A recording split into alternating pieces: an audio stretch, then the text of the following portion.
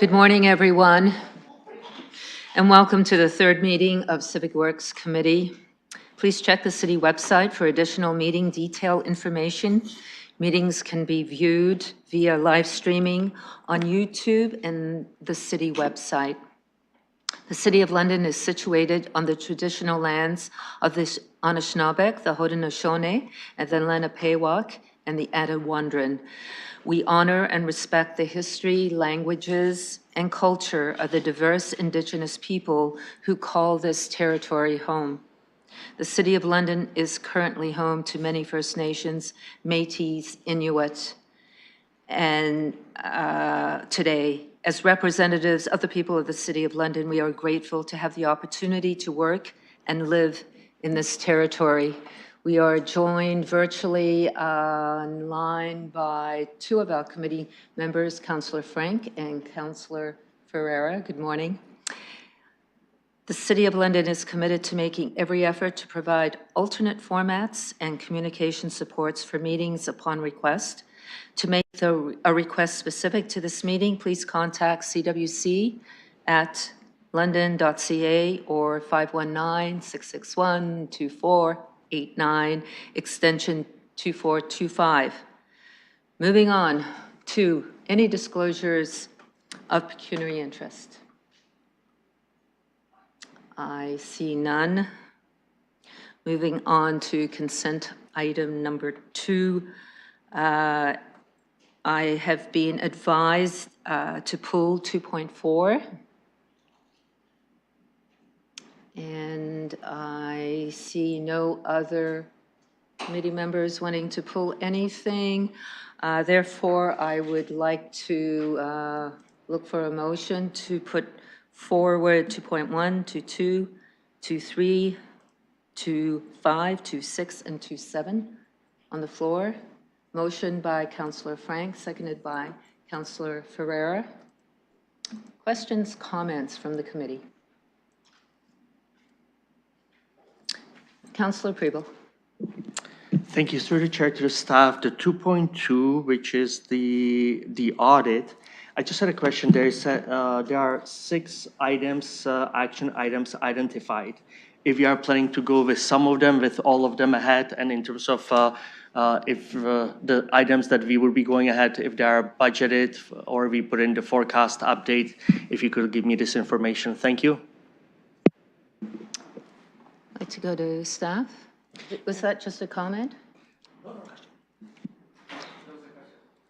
Yes, thank you through the chair. So yes, these are items that staff have identified for action and have been, are either in current work plans, budgets, et cetera. Some of these have already been undertaken, such as replacing the 3 leaking pressure relief valves. So we have tenders out for that work, and these things are underway. Councillor? And when these points arise from any audits, are they kind of budgeted, or is there a reserved fund to do such items, or how does it reflect? How do we plan with these items? So through the chair, so that really depends on the nature of the item, I suppose, and the timing of it. Oftentimes these are items that we're aware of that are coming up. So they're included in sort of maintenance budgets or ongoing operational budgets, so we can typically include those there. If something came up that was larger, that required, a larger capital budget, then we would have to reevaluate. But oftentimes these are of an operational nature that we can absorb and are sometimes even doing with our own forces. So the way you answered, I would imagine these are in the amounts that we can fit it into the operational budgets that are currently in place, correct? Yes, through the chair, that's correct. Thank you very much. Thank you, Councillor. Thank you. No more questions. Thank you. Any other questions, comments from committee members on the consent items that we have on the floor? I see none. If the committee will allow me just to make a couple comments from the chair.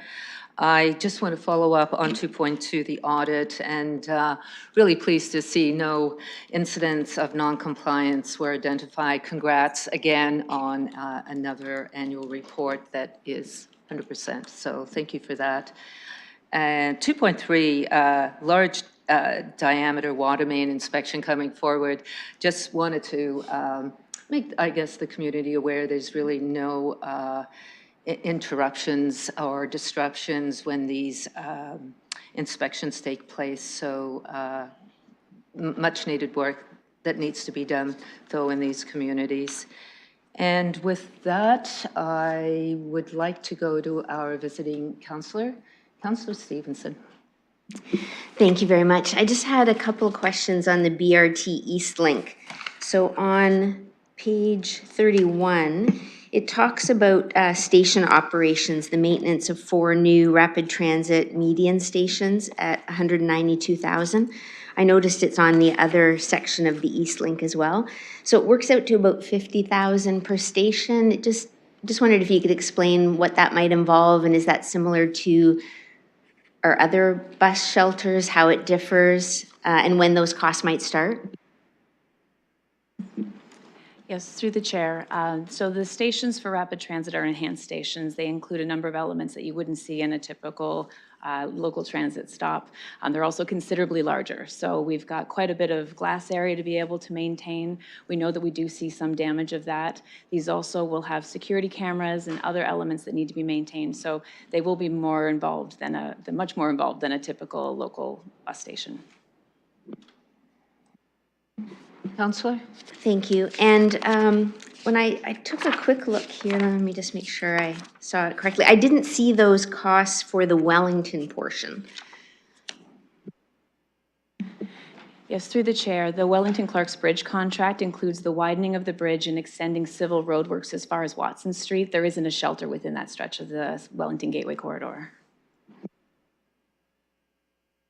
Just a final follow-up there then. So is it safe to assume it's like $50,000 a year maintenance per rapid transit station going forward? We can expect that along both routes of the BRT?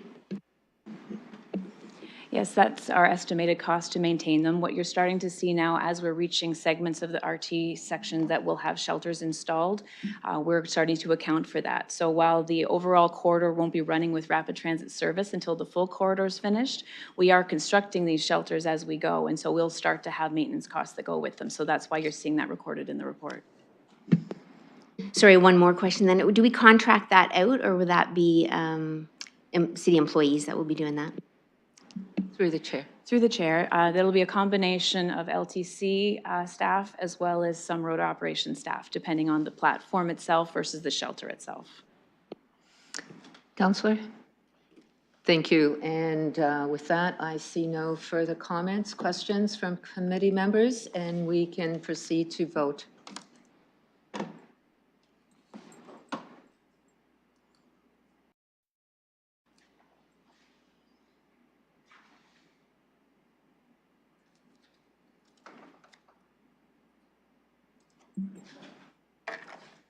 Closing the vote, the motion carries 5-0. Next on, we'll move to scheduled items 3.1. Just one moment. I'd like to move 2.4 to the end of the agenda, which would be items for direction. And with that, I'd like to proceed on to scheduled items 3.1. Which is a public participation meeting for the Jenkins Municipal Drain Improvements. I'm looking to committee members to open up the public participation meeting. Councillor Frank, seconded by Councillor Kriebel. And with that, we can proceed to vote.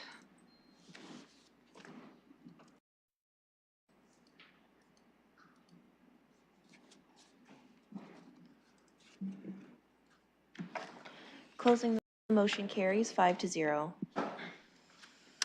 And moving forward, so we've opened up the public participation meeting. This is part of the process before we go to tender.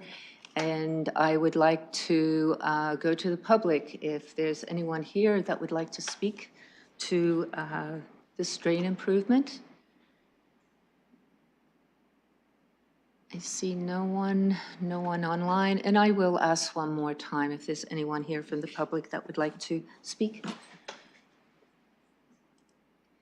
I see none. I will look to the committee to close the public participation meeting. Councillor Trousseau, seconded by Councillor Frank. And if we can proceed to vote.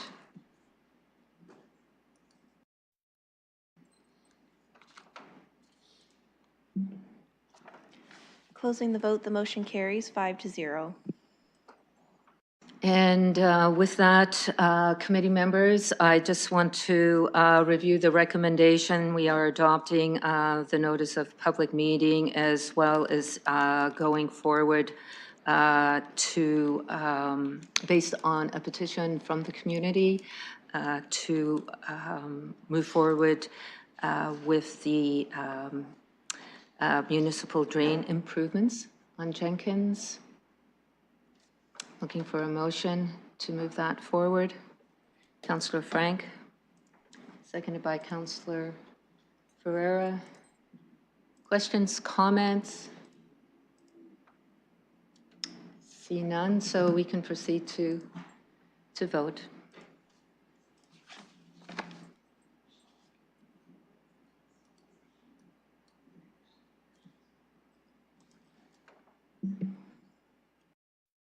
Vote, the motion carries 5-0. So we're moving on to items for direction. We have moved 2.4, which is the contract award for the East London Link Phase 3A West Dundas Street. That has been pulled by Councillor Preble. I'd like to go to Councillor Preble. Thank you very much, and through the chair to the staff. I pulled out this one, but it's kind of a question to all of them, all BRT ones. When I look at the budget that we are currently going through, there is, for example, East London Link, $120 million for 2023. Then we also have in our appendix, we have current expenditures which are proposed. My question, kind of the bigger picture, in terms of the $120 million for this year, are we, with current expenditure and whatever we have proposal right now in front of us, are we within the budget, or do we already know that there's going to be certain constraints that we might have to revisit and to look at potentially changing funding from somewhere, what we did last week or a couple of weeks ago, or are we currently still on track with the budget and with current planned expenditures? Thank you. Ms. Just looking to staff. Ms. Scheer, are we on track? Through you, Madam Chair, Ms. Dan may wish to add something to this. These 3 awards can be accommodated within existing budgets. The request that's being considered as part of multi-year will allow us to conclude the work, and we're confident that those budgets reflect the current post-pandemic real estate and input and labor cost realities in London. Councillor Preble? Thank you. And even though it was for this one, it is for I pulled only this one, but they will be for all currently. Is that correct?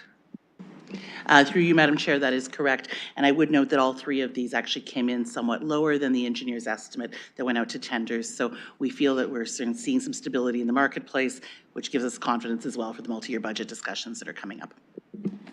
Perfect. Thank you very much. No more questions. Thank you.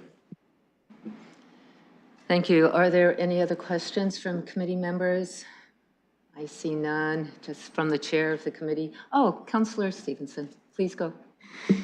Thank you, and through the chair, I do have a few questions on this particular section of the BRT East London Link, and I'm going to set up an appointment because I got a ton of detailed questions, and so I'll do that separately.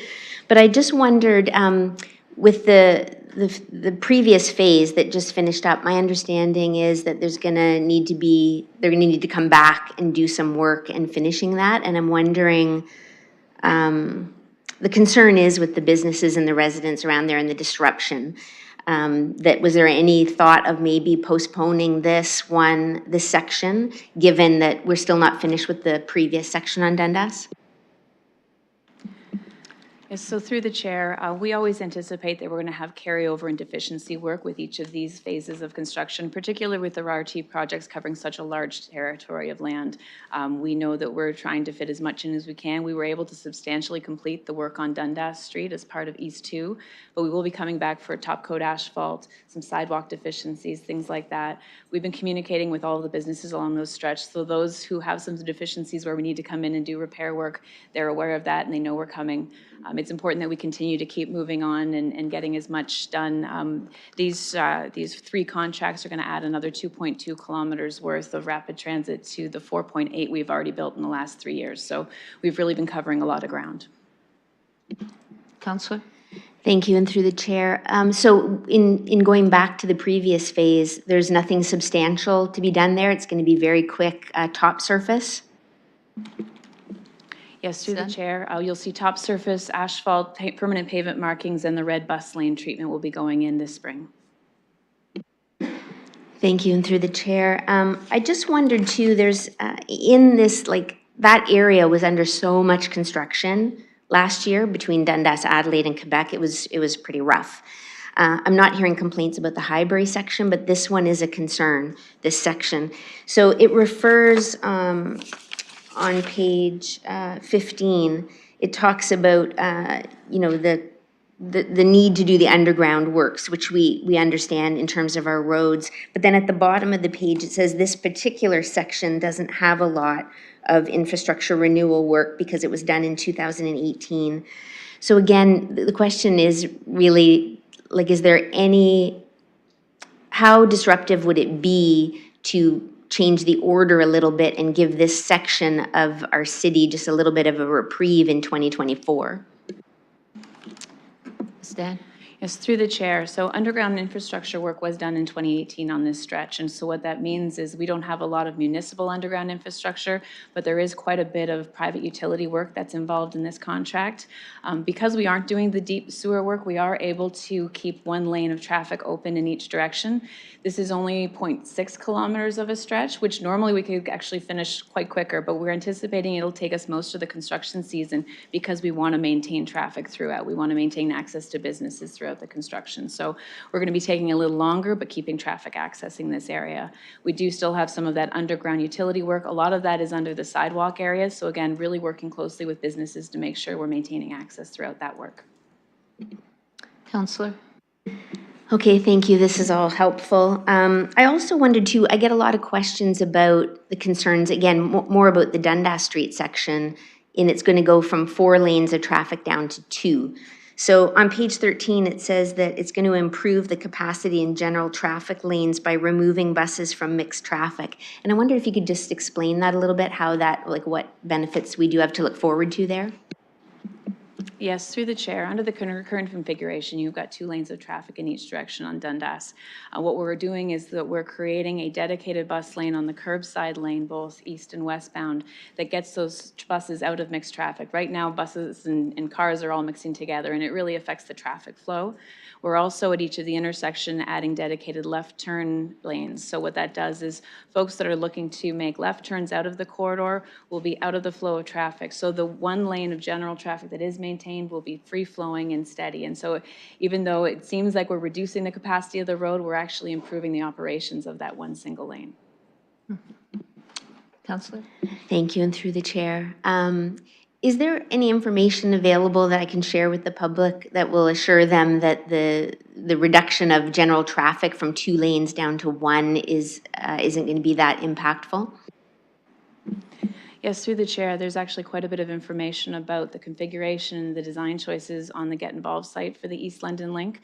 You can visit there and see the PowerPoint presentations from our most recent public impact or public input meeting. And then we'll also very shortly be hosting a pre-construction webinar for this year's phase of construction to not only revisit and remind people what the design is and what to expect, but also how to manage the impacts of construction and what supports we have in place for them. Thank you. And just with specifically in regards to traffic, knowing that we've got the development at Kellogg Lane, we've got a lot of development coming in Old East Village in terms of high-rise apartments with Medallion and with CCLC. So just looking, again, have the studies looked at that in terms of reducing the traffic down to 1 lane, and we're going to have additional traffic in terms of road construction and hopefully a lot of development construction trucks? Yes, through the chair, the environmental assessment did traffic modeling out to 2050, and it accounted for the intensification that's identified within the London plan along these RT corridors. That is really one of the big drivers of rapid transit, is to drive transit-oriented development. So we certainly plan for what the future state of traffic along these corridors would be when we made these design decisions. Councillor? Thank you. My last question on that is, when we envision, so I guess there's two questions in it. One is we're starting to see the dedicated lanes being already dedicated prior to rapid transit starting. So is that what we can expect to see, that we're going to be reduced to one lane of traffic each way, even before rapid transit starts to be in full service? And the other question is, there's a concern of the number 2 bus and other ones that do frequent stops, which allow the residents to get the service that they're used to and that they like. Where are those buses going to go when we've got the rapid transit lane? Are they going to be in the mixed traffic, or are they going to be in the rapid transit lane? Yes, so through the chair, already as we build out rapid transit dedicated lanes, the local bus service is getting to take advantage of that. So we've already seen that on the downtown loop. With the East London Link, the work that we've built so far to get as far as Egerton, we're looking to actually move one of the Dundas buses over so that you're seeing bus traffic using those lanes on King Street. And then likewise, one of the decisions to go to a curbside design for Dundas, which was a much smaller footprint, impacted less businesses, improved access, but it also had, previously when you just had the center running with only one lane of traffic, those local buses would have had to be in the bus lane so they didn't stop the flow of traffic. By going curbside, we can now have both RT buses and local buses in the curb lane. So we'll have our RT spacing, but we also have an opportunity to use those local stops to be able to make maybe shorter spacing stops to support people with less mobility. So I think it's actually going to be a much more functional design. So yeah, those bus lanes, as soon as we build them, local buses are starting to benefit. Okay, thank you. It's reassuring to hear that those frequent stops, especially for the people with accessibility issues, there's a lot of people who use the transit in Old East Village and around, and it's just really good to be reassured that the rapid transit's not going to, rapidly go right past that area. Thanks. Thank you, Councillor. You are the ward councillor. Really appreciate you being here with us and asking the questions as well. I just want to do a follow-up too. We have 3 rapid transit projects on the agenda, lots of money that we're spending. I think it's exciting, improving our infrastructure, creating better transit connections. Working underground, a lot of the work is underground. I think that's really important to understand the infrastructure projects that we have in front of us. Really want to thank staff for the community engagement and keeping that going as we go through the infrastructure projects. I think that's really, really helpful. We heard from the councillor about the businesses and the challenges in the community and making sure that communication is going. I often think that we can never do enough to make sure that not only supporting the business, but allowing the community to know that we are still open for business is also important. I do have a quick question, if the committee will allow me, from the chair, as it relates to the timelines for these projects. Are we sort of starting all 3 projects, or how are we going to be managing the projects and the timelines?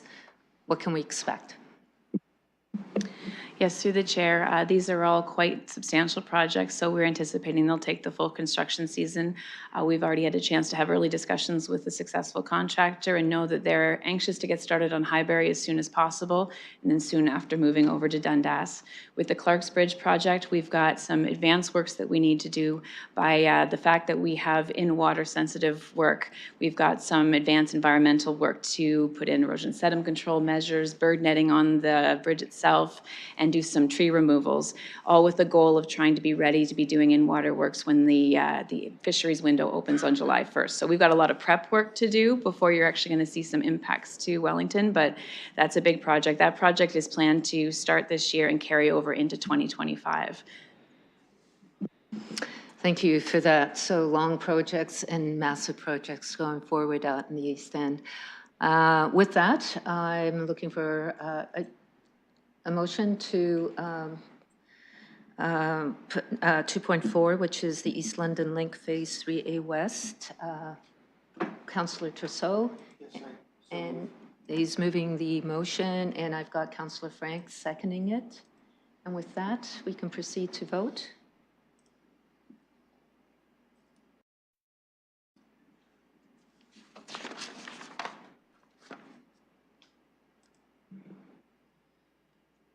Closing the vote, the motion carries 5-0. Moving on to number 5, deferred matters and additional business. Councillor Trousseau.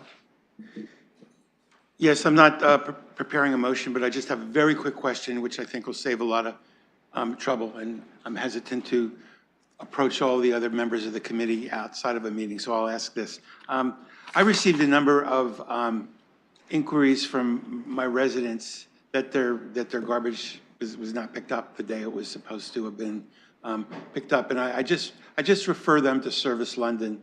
And while I don't like to make representations for the city, I try to assure them that things might just be running a little bit late at the beginning, and that people should not worry about it, and that it'll get picked up, and people are not going to be charged for additional tags if they miss a week. Is that a reasonable thing for me to be saying? Through the chair, Mr. Stanford. Thank you, and through the chair, yes, those are very appropriate words to be sharing. During a transition like this, there are often delays that occur, and getting used to the biweekly garbage pickup is very key. So there are times when people put out garbage and it will not be collected because it's meant to be the next week. And what we're finding is that by not collecting the garbage, they clearly look at the message, they clearly look at the schedule, and then they realize the error they've made. So that is the plan that we're going to carry forward, and should there be difficult situations, we're definitely here to help. Councillor, thank you for that question. I think we're all a little bit anxious, wondering if our garbage is going to be picked up as we go through that transitional. I think it's only normal and natural. I want to thank staff for always being there and answering the questions and the concerns from the community. So thank you, Councillor, for asking that question. And with that, I am looking for an adjournment. Councillor Trousseau, seconded by Councillor Ferreira. And can we do a hand vote? Hand vote? And with that, we adjourn. Thanks, everyone.